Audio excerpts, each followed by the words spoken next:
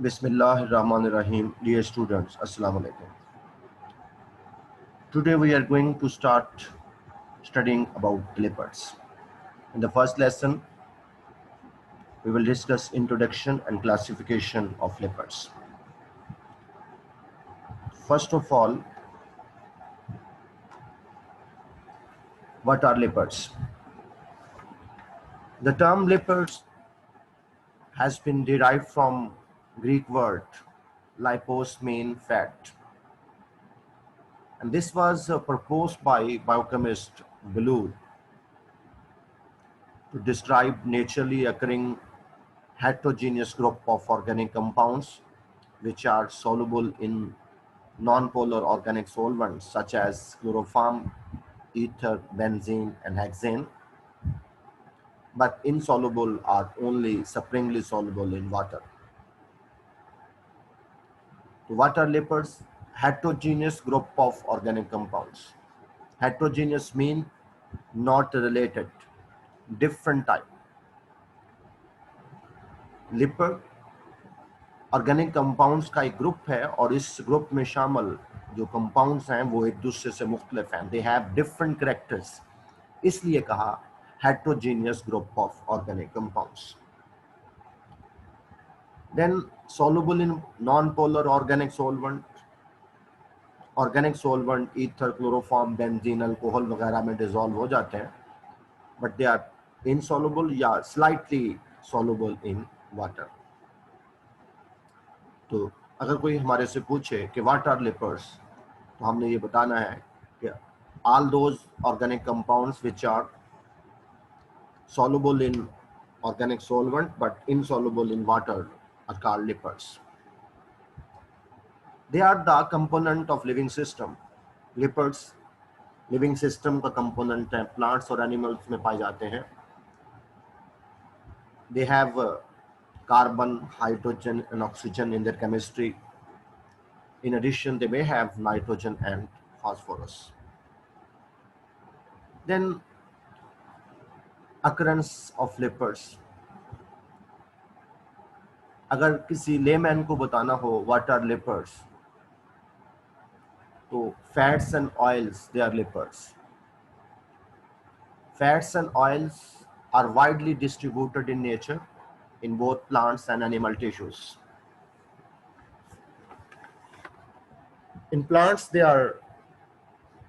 occur in relatively high concentration in seeds of certain plants. Lipid ज़्यादातर concentration जो है lipids की वो सीड्स में होती है, जैसा कि पीनट सीड है, कैस्टर बीन सीड है, लिन सीड है, कॉटन सीड है.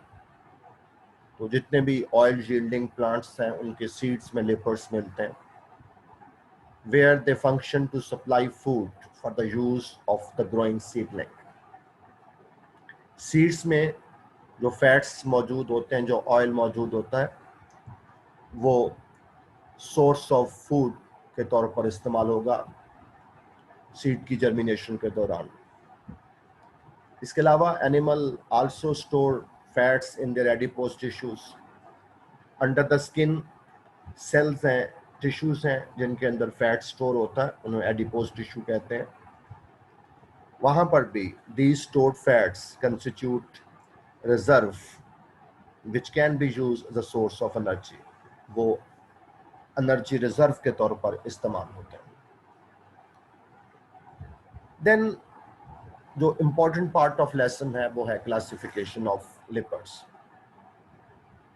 Different biologist, biochemist classify lipids in different ways, but the most useful classification proposed by Bloor. So here we will follow Bloor's classification. According to Bloor, lipids are of three major types. Number one, simple lipids. Number two, compounds या complex lipids. And number three, derived lipids. So first of all, simple lipids. Simple lipids are the esters of fatty acids with alcohol.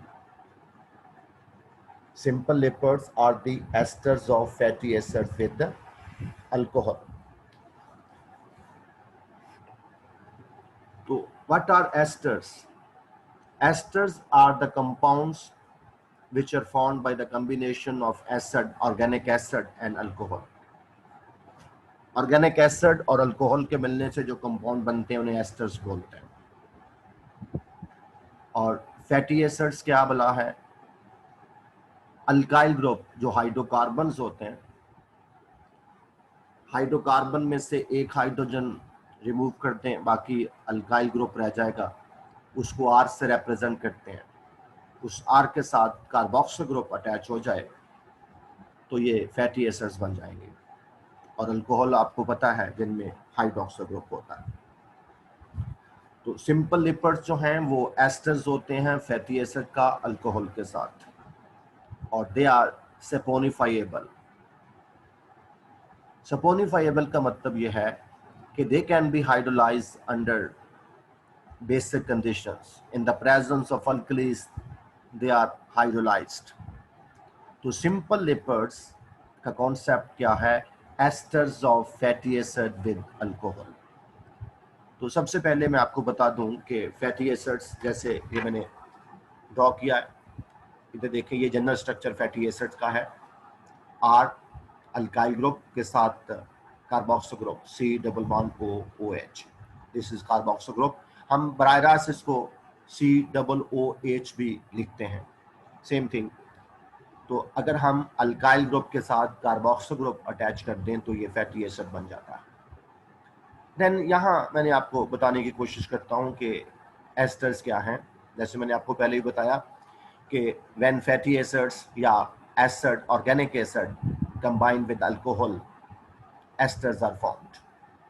तो here general structure fatty acid का RC≡OH और C2H5OH, this is ethyl alcohol. They undergo condensation. Hydroxyl group comes from fatty acid and hydrogen from alcohol. Both hydrogen and hydroxyl group combine to give water.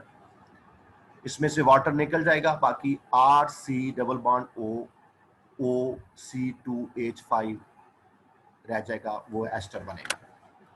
तो आपने पहले क्या बनाया? Fatty acid. किस तरह से? आर के साथ यानी अल्काइल ग्रुप के साथ कार्बोक्सिल ग्रुप अटैच कर दिया। फिर दूसरा C2H5OH अल्कोहल।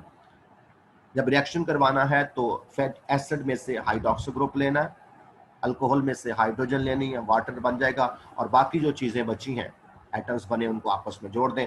जैसे RC≡O, ये OH निकल गया, ये भी हाइड्रोजन निकल गया, ये वाला O जो है इस कार्बन के साथ जुड़ जाएगा यूं, और C2H5 उसके साथ। तो ये COC, ये वाली जो है ये एस्टर लिंकेज है, और इसमें एक कार्बन जो है वो कार्बोनाइल कार्बन है, C≡O वाली। तो COC जो है ये एस्टर लिंकेज है, और जिन कंपाउंड्स में ये एस्टर लिंकेज हो वो एस्टर्स कहलाते हैं। तो मैंने आपको ये बताया कि esters the compound formed by the combination of acid and alcohol. वापस टॉपिक की तरफ कि सिंपल लिपिड्स कौन से होते हैं? These are the esters of fatty acid with alcohols. और दूसरी बात, they are saponifiable. Simple lipids आगे दो कैटेगरीज के हैं, ट्राइग्लिसराइड्स और न्यूट्रल लिपिड्स। बल्कि बेहतर होता है कि इनको असाइल ग्लिसरॉल कहें। असाइल ग्लिसरॉल और न्यूट्रल लिपिड्स, और दूसरी टाइप है वैक्सेस। दोनों में क्या डिफरेंस है? जो असाइल ग्लिसरॉल्स हैं या न्यूट्रल लिपिड्स हैं, they are the esters of fatty acid with glycerol. ये एस्टर हैं फैटी एसिड का with glycerol. Glycerol is alcohol, लेकिन यहां स्पेसिफिकली जो अल्कोहल है वो ग्लिसरॉल होगी। तो असाइल ग्लिसरॉल और neutral lipids are the esters of fatty acid with glycerol, जबकि वैक्सेस जो हैं they are the esters of fatty acid with alcohol other than glycerol. इनमें ग्लिसरॉल के अलावा कोई और अल्कोहल होती, ग्लिसरॉल के अलावा कोई और होती, कोई भी हो सकती। तो सिंपल लिपिड्स क्या है? Esters of fatty acid with alcohol. और अगर वो एस्टर फैटी एसिड का ग्लिसरॉल के साथ सिर्फ हो तो वो असाइल ग्लिसरॉल होते हैं, और अगर वो एस्टर फैटी एसिड का ग्लिसरॉल के अलावा किसी और अल्कोहल के साथ हो तो वो वैक्सेस होते हैं। तो व्हाट इज ग्लिसरॉल? ग्लिसरॉल एक 3 कार्बन अल्कोहल होती है। तो ग्लिसरॉल बनाने के मैं स्टेप बता देता हूं बच्चों की तरह, वैसे तो आपको आना चाहिए। 3 कार्बन की चेन बना लें, कार्बन 1, कार्बन 2, कार्बन 3। फिर हर कार्बन के साथ हाइड्रोक्सी ग्रुप, कार्बन नंबर 1 के साथ हाइड्रोक्सी ग्रुप, कार्बन नंबर 2 के साथ हाइड्रोक्सी ग्रुप, कार्बन नंबर 3 के साथ हाइड्रोक्सी ग्रुप। फिर हर कार्बन की वैलेंसी हाइड्रोजन लगाकर फिल कर दें। तो पहली कार्बन के साथ एक हाइड्रोक्सी ग्रुप था, दूसरा ये वाला बॉन्ड, 2 हाइड्रोजन और चाहिए थे, 2 हाइड्रोजन लग गए। इस तरह से कार्बन नंबर 2 के साथ 1 2 3 3 बॉन्ड बने हुए थे, एक हाइड्रोजन और लगा दी। कार्बन नंबर 3 के साथ 1 2 2 बॉन्ड बने हुए थे, तो 2 हाइड्रोजन हमने और लगा दिए। तो यूं दिस इज ग्लिसरॉल। और फाइनल स्ट्रक्चर हमें बुक्स पे इस तरह से मिलेगा, CH2OH, CHOH, CH2OH।